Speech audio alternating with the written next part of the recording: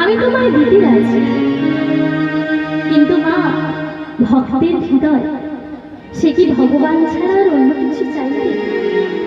এর একটা সুন্দর ব্যাখ্যা দেখুন মা।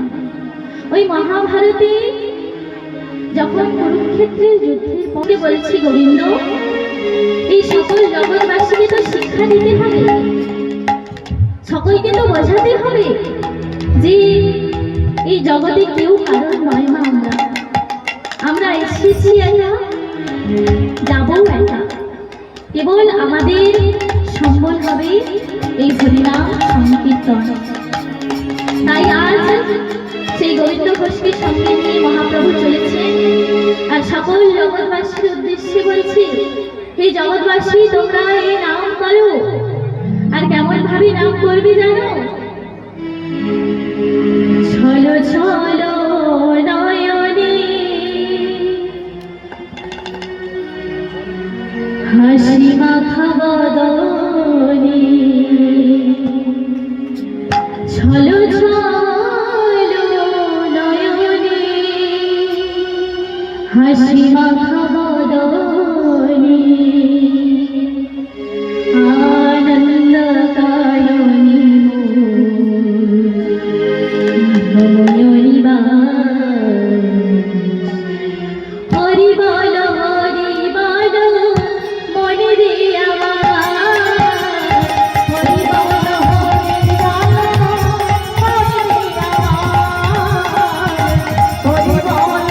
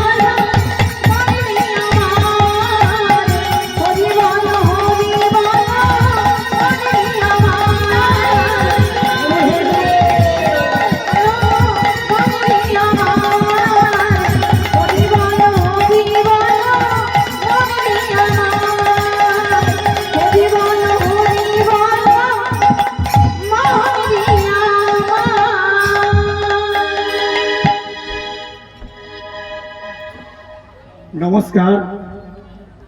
এই হরিবাসরে ভক্তিমতী মায়েরা বসেছেন, নাম শুনছেন, তাদের শতকোটি চরণে প্রণাম জানি।